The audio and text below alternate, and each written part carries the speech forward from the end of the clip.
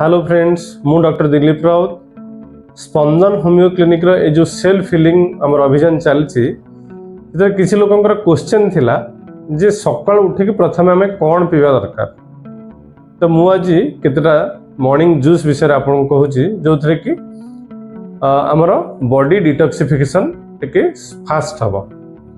प्रथम हला मॉर्निंग रे हमें किसी अल्कालाइन वाटर बा अल्कालाइन जूस किसी पीवा, कारण राति रे किसी एसिडिटी सब डिपोजिट होक थाए पेट रे, तेना सेडा सब क्लियर हबो बा न्यूट्रलाइज हबो।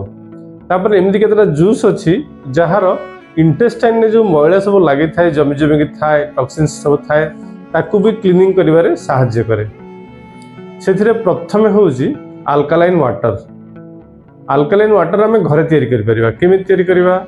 गोटे माटी हांडी रे हमें धरतु लीटर किंबा 1.5 लीटर पानी नेले, सेथिरे गोटे काकुड़ी की स्लाइस करके पकेइले, गोटे गाजर को स्लाइस करके पकेइले, फाळे लेंबू को स्लाइस करके पकेइले, कंचा लंका 3-4टा डेंफो लागिथिबो ताको धोइकी ताधर पके देले। राति सारा से पानी सेथरे रहिला।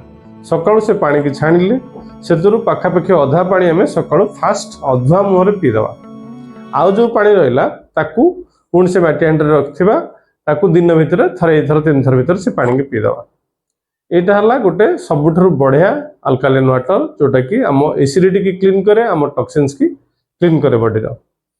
सेकंड हला कखारू बा इंग्लिश रे आसगार्ड कहंती तार जूस। धरंतु गोटे कसी कखारू आनिबे, ताकू चोपा छड़े देबा, ता मंजी जहा जे ताकू बाहर कर देले, छोट छोट पीस करी ग्राइंडिंग कर देले, सेथरे टिके पिंक सॉल्ट बीट लूण बा संजाव लूण टिके पके देले, लेंबू टिके चिपुड़ देले, सेटाकू आमे छाणी के पीवा। पीले कौन हम से किसी बेसी खराब टेस्ट नहीं, टेस्ट बहुत कम ताधरे, जस्ट पानी भलिया लगे आपको आराम रे पी परिबा। आमे सेटा होछि सबठु बेस्ट। सेतिरे हमकु बॉडी रे एनर्जी बहुत मिलिबो। द्वितीय रे बॉडी डिटॉक्स बहुत शीघ्र हबो। अल्कालाइन तापरे सेटाकू पीला परे जो टॉक्सिन्स बा जो सब लागि थाए हमर मैला बहुत दिन धरि कि ताकू भी से शीघ्र क्लींस करे। एवं आउ गोटे स्पेशल होछि आसगार्ड जूस रो, जोटा कि एटा क्लिनिकली ऑब्जर्व्ड, सेटा होछि बॉडी रो फैट मेल्ट रे सहायता करे। तेणु ताकू जदि कंटिन्यूअस पीबे ताले किछि किछि परिमाण रे बॉडी जो माने ओबेसिटी अछंती किछि किछि फैट भी मेल्ट हो बॉडी रो। तृतीय हला लाउ जूस। लाउ जूस पेट को बहुत ठंडा रखे, सेटा भी अल्कालाइन, सेटा हमर जो अछि वेन्स ताकू क्लीन करे।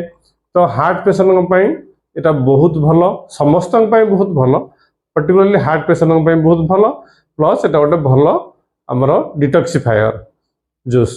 जिमिति आसगार्ड जूस हम बनाउचंदी से प्रकार रा हमें लाउ जूस बनै परिबा सकाळु सकाळु। तापर आसला आ गोटे जोटा कि ताकू सब दिन जदि सकाळु करिक पिया जाए, सेटा पूरा क्लिनिकली प्रूवन जे बॉडी भीतर थिबा सब इन्फेक्शंस दूर करिवो, बॉडी भीतर टॉक्सिन्स दूर करिवो, हमर जो इंटेस्टाइन लागि था मैला को से दूर करिवो एवं बॉडी की फुर्ती करे देबो, इन माने लाइटन करे देबो पूरा। सेटा हला सकाळु नख उषुम पानी 500 ml नेले, सेथरे टिके हळदी गुंड, टिके डालीचीनी गुंड आउ टिके अळा गुंड आधा चामच मानंतु पके देले, पके कि गोळे देबा, गोळे की सेही पानी टाको नख उषुम पानी की आमे पी देबा। पीला पर आपण देखिबे हळदी आउ डालचीनी आउ अळा तीनटा बहुत भल जिंस। सकाळु तले प्रथम से पेट को जाउछंती, से भी अल्कालाइन, तापरे से डिटॉक्सिफाई करे, से भी मैला दूर करे, बॉडी की एनर्जी दिए। तेणु ये जो 4टी जूस मु कहली आपको, ये 4टी जूस भितर आम जेकोसी गोटे पी पार, अल्टरनेट कर पी पार, 2-3 दिन छाड़ी चेंज कर पी पार। गोटे जूस आम रेगुलर पीवा उचित नुह। तेणु पीले आम बॉडी सेल्फ हिलिंग आड़ को आहरी क्विक अग्रसर हम। तेणु ये जो कथाटी जदि आपको भल लगुच, तेणु आमर ये जो चैनल स्पंदन होमियो क्लिनिक रो ताको आपण लाइक करंतु, आउ शेयर करंतु, सब्सक्राइब करंतु।